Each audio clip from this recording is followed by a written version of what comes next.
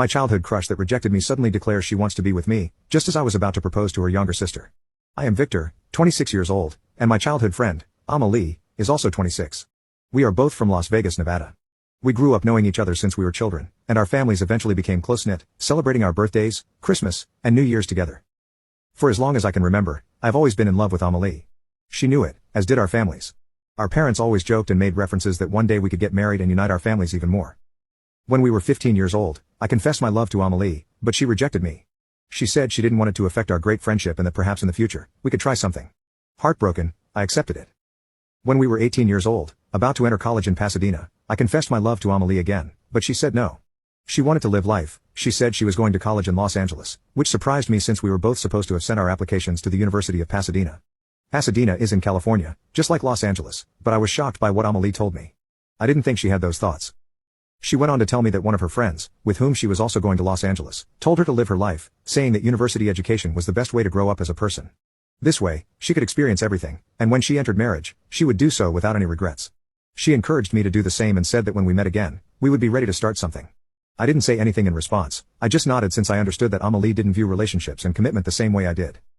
This is how I started my university life with a broken heart. From time to time, I would look at Amelie's social networks and see how she posted pictures of the parties she attended at the university with other boys and girls.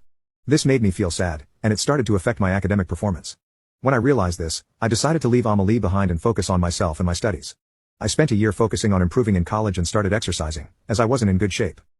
One day, while running around the university, I saw a young woman who looked familiar. It was Amelie's younger sister, Haley. I was surprised and went to greet her. She was also surprised and blushed, which I thought was very sweet. I asked her what she was doing at this university and joked, "You didn't come here just to meet me, did you?" That made her blush even more, and we both laughed. I remembered that when we were younger, Haley and I barely talked since I only had eyes for Amelie. Whenever Haley was alone with me, she would always find an excuse to leave. I asked Haley if she wanted me to show her the campus. A little nervous, she said yes. That's how our university years went by, and I got to know Haley better. I was surprised to see how much we had in common, and over time, I realized I liked her. I loved the way she looked at me and convinced her to exercise with me. Unlike Amelie, Haley had always been on the lighter side, and I was amazed by the incredible transformation she underwent. 2 years later, we decided to start dating because I had fallen in love with her, and she confessed that she had always had feelings for me. However, she knew I only had eyes for Amelie and didn't want to interfere with my love for her sister. Knowing that Haley was that kind of woman made me love her even more. By the time I graduated, I decided to stay in Pasadena, look for a job, and find an apartment while waiting for Haley to finish her final year of college. During the years we were in college, Haley and I would come home in the summer and spend time together, but Amelie never came back. She said she was too focused on her studies. Haley and I decided not to tell our parents about our relationship since we knew they might meddle a bit. We planned to tell them later. By the time Haley graduated, I already had a job where I could work happily. Since Haley had studied the same as I did, she could join the same company as me, but in another department. In case you're wondering, we both studied systems engineering. 2 years passed in which Haley and I focused on our relationship and our work.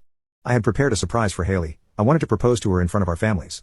So, I took 2 days off work to go to my parents' house, where both our families would gather for the weekend. I wanted to give her the surprise then.